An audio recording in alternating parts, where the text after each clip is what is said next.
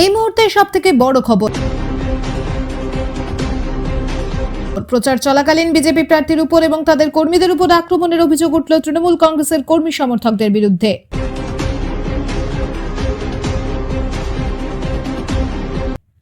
আপনাদের আরো একবার জানিয়ে রাখি, এই মুহূর্তে সবথেকে বড় খবর ABN 24/7 এর পর্দায়।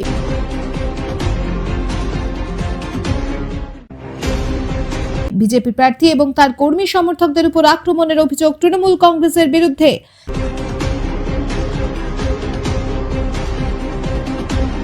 জানা যায়, কোচবিহারের নাটাবাড়িতে Trinamool Congress second in command Abhishek বন্দ্যোপাধ্যায়ের সভা ছিল। সেই জনসভায় তেমন লোকজন না হওয়ার কারণেই ক্ষিপ্ত হয়ে ওঠে তুফানগঞ্জের তৃণমূল কর্মী সমর্থকেরা। এরপর সন্ধ্যে 7:30 নাগাদ তুফানগঞ্জের বিজেপি প্রার্থী মালতী রাভা এবং তার কর্মী সমর্থকেরা যখন প্রচারে বের হন, সেই সময় অভিযোগ রয়েছে মালতী রাভা এবং তার কর্মীদের প্রচারে বাধা দেন তৃণমূল কর্মী সমর্থকেরা। এতেই উত্তপ্ত হয়ে ওঠে ঘটনাস্থল। ফলে মলয় দাস নামে এক বুথ প্রেসিডেন্ট ঘটনাস্থলে গুরুতর আহত হন। প্রার্থী মালতী রাভা নিজেও আক্রান্ত হন বলে জানান। আমরা শুনবো কি বলছেন তুফানগঞ্জের বিজেপি প্রার্থী মালতী রাভা। ভাইপোর মিটিং ছিল, ভাইপোর মিটিং এ জনসমাগম হয়নি, সব মিটিং হয়েছে। তারপর আমরা তুফানগঞ্জ জুড়ে প্রচার চালাচ্ছিলাম। তো বলরামপুর চৌপতিতে যখন আমরা বাজারে ভোট প্রার্থনা করছি, কয়েকজন তৃণমূলের মানে ছোট্টু রবিদাস, পিন্টু হোসেন, দীপক সাহা, সুজিত দাস, এদের নেতৃত্বে কয়েকজন এসে আমাদের উপরে চড়াও হয়। আমাদের যে বুথ প্রেসিডেন্ট মলয় দাস, তাকে মারে, তার কানের পর্দা ফেটে গিয়েছে, সে এখন হসপিটালে চিকিৎসাধীন।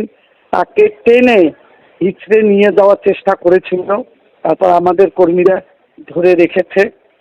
আমরা দেখলাম পুলিশ প্রশাসন তেমন কোনো কিছুই ব্যবস্থা নিল না, এবং ইতিমধ্যেই ওদের যেহেতু মানে জনসমাগম হয়নি, নেতাদের উপর চাপ সৃষ্টি হয়েছে। এখন বিজেপিকে বাধা দিতে হবে যে প্রচারে এটা কি সুষ্ঠু রাজনীতি হচ্ছে, আমাদের প্রচারে বাধা দেওয়া হচ্ছে। এবং আমাদের আর এক বুথ সভাপতি শহর মণ্ডলের 12 নম্বর ওয়ার্ডের, সেই বুথ সভাপতির বাড়িতে তৃণমূলের কয়েকজন দুষ্কৃতী ইনটক্সিকেটেড অবস্থায় তার বাড়িতে হামলা করে।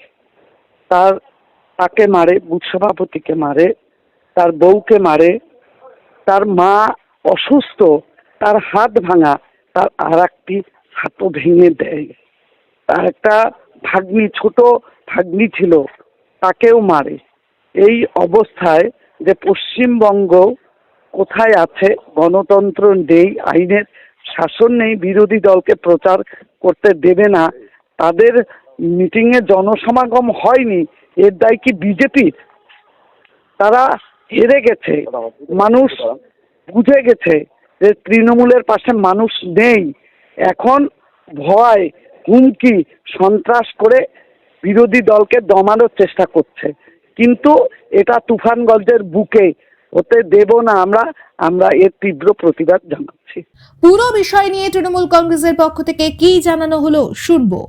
ভোট এসেছে, 23 তারিখে ভোট, সব প্রার্থী প্রচার করবে, এটাই স্বাভাবিক। কিন্তু উনি এসেছিল আমাদের অঞ্চলে বলরামপুর চৌপতি, উনি ভোট প্রচার করবে, মানুষের দুয়ারে দুয়ারে যাবে, উনি যেতে পারে। যদিও উনি 5 বছর কোনো কাজ করেনি, মানুষের সামনে গেলে ওনাকে জবাবদিহি করতে হচ্ছে।